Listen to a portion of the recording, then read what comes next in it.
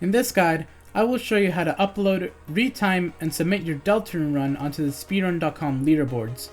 First, you'll have to actually upload your speedrun online so that others are able to view it and the mods or verifiers are able to check over it. Any video sharing platform works just fine, but I personally recommend YouTube, as it's able to store your videos for pretty much as long as you want to without any time or storage limits, and it also has the ability to make your runs either public or unlisted. Once your run has been fully uploaded, you can type in speedrun.com to your desired browser, sign yourself up for an account if you haven't already, and then head over to either the main Deltarune leaderboards or the category extensions, depending on which category you're planning to submit your run under.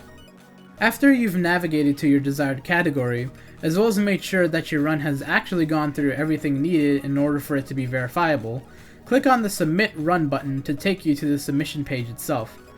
The categorization section should be automatically filled out for you, but in case it's not, or if you find yourself submitting under the wrong category, click on each row in the section and make any corrections needed. The player section will always stay the same for every Deltarune speedrun you'll be submitting, so no changes here. A quick disclaimer for PlayStation 5 runners. Currently, as of this guide, there's a PS5 exclusive bug that causes Deltarune to run at 31 frames per second instead of the usual 30. Until a patch that fixes this issue gets released, please keep this in mind while going over the timing section.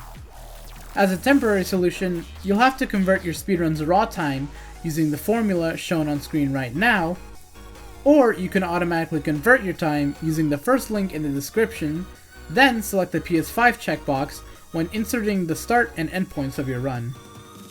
Now, let's move on to the run times. For single chapter runs, you will be leaving the in-game timer blank and put your time under the normal timing method instead. For multi-chapter runs, you will be filling in the final runtime that doesn't include any time spent in between chapters in the in-game time section, and the final time that does include that time spent in the normal time section. For most main categories and all category extensions, there's no need to fill in your milliseconds, as the runs on there only read time down to the second. However, as of making this video, there are 3 main categories that do time using milliseconds, specifically using 30 frames per second as the metric, and they are Chapter 1 80%, Chapter 2 main run glitched, and Chapter 2 snowgrid glitchless. Your run will still be manually retimed regardless, so if you don't know the exact frames of your run and aren't willing to do so yourself, you could just put in your time down to the second, and the rest will be handled accordingly. If you do want to know your final retime, then you can use VidTimer for single chapter runs, and NHAR's All Chapters Retime tool for multi-chapter runs, which I will leave a link to in the description, as well as a tutorial made by VintageX on how to use it. For VidTimer, make sure you set the frames per second to 30, and copy the URL of your video that you uploaded online, not the direct file path from your computer. Other than that, just follow the standard timing rules depending on what category you're submitting to. Continuing on to the submission process itself, for the video URL, you again want to copy the actual URL of your video, and not the file path from your computer. The moderation team can't access your personal files, so it's really important that you do actually upload your run somewhere online, especially if it's a platform that supports embedding.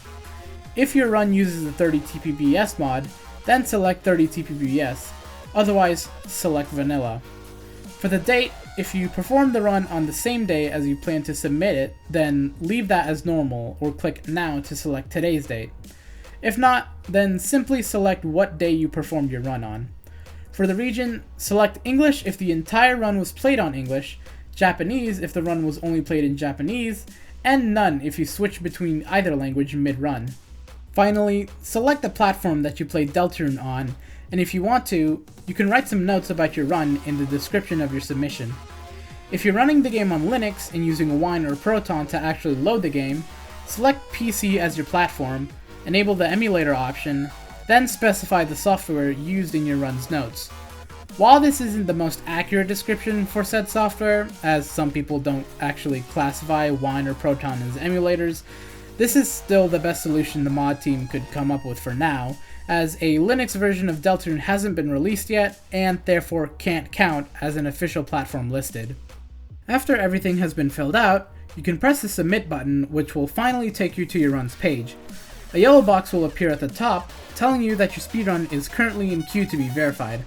Runs can take from a few days to even a couple of weeks to appear on the leaderboards, so please be patient with the verifiers. Other than that, I hope this guide has been able to help you properly understand how to submit your Deltarune runs. If you have any further questions, or just want to hang out with the speedrunning community, feel free to join the official Discord server, Fast Little Boys. That's all for now, and I wish you good luck on your runs.